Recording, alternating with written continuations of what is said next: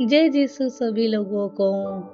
आपकी दोस्त आरजे का आपका स्वागत करती हूँ आपके अपने चैनल में। आज मैं आपको एबिगेल की कहानी के बारे में बताने जा रही हूँ। इसका वर्णन सामुएल का पहला ग्रंथ अध्याय 25 में दिया गया है। ये कहानी उस समय की है जब सामुएल नबी की मृत्यु हो गई।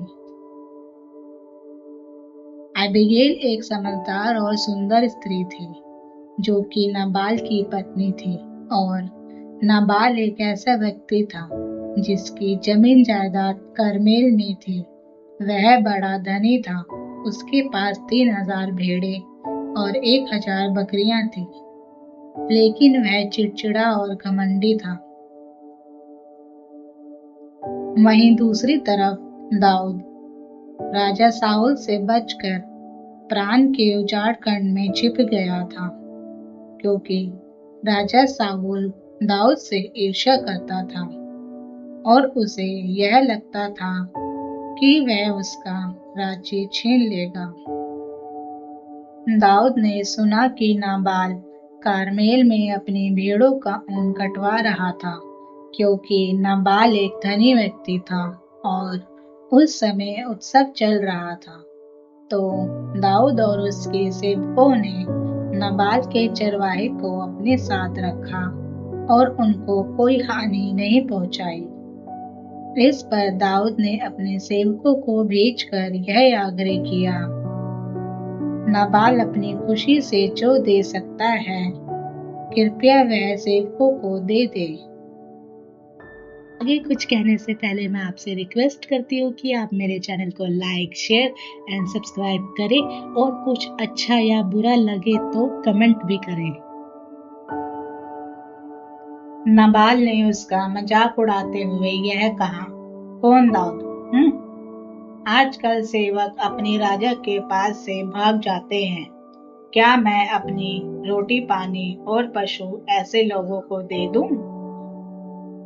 सेवकों ने जब दाऊद को यह सब बताया तो वह बहुत क्रोधित हुआ और अपने लगभग 400 सैनिकों को लेकर निकला और 200 सैनिकों को सामान के पास रहने का आदेश दिया।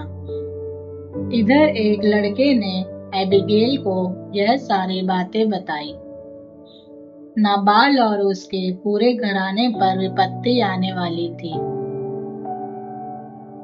एबिगेल ने तुरंत 200 रोटियां, 2 बोतल अंगूरी का रस, 5 पकाई हुई भेड़े, 1 मन भुना अनाज, किशमिश के 100 गुच्छे और अंजीर की 200 डालियां गधों पर लाद कर अपने सेवकों से कहा, मेरे आगे आगे चलो, मैं तुम्हारे पीछे आ रही हूँ। उसने अपने पति नाबाल को इसके विषय में कुछ नहीं बताया।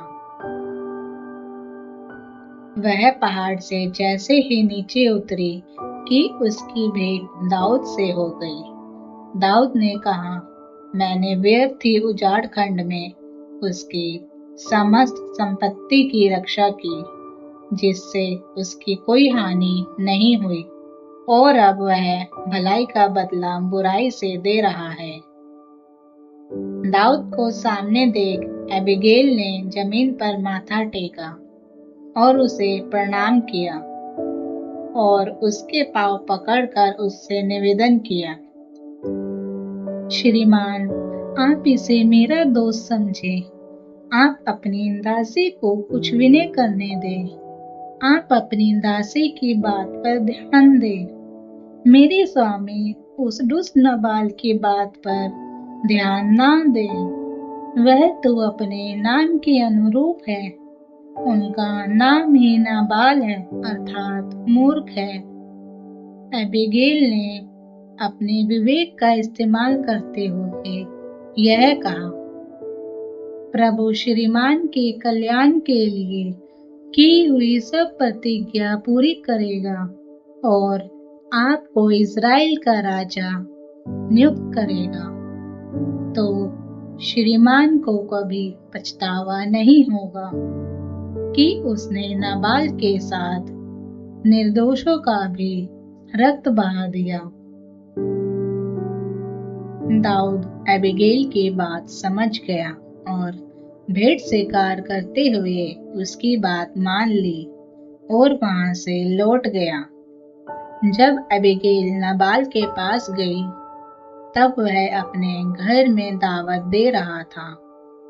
वह बहुत प्रसन्न था और नशे में चूर था, इसलिए एबिगेल ने सवेरे का इंतजार किया। सवेरे जैसे ही नाबाल का नशा उतरा तब उसकी पत्नी ने उसे सब बातें बताई।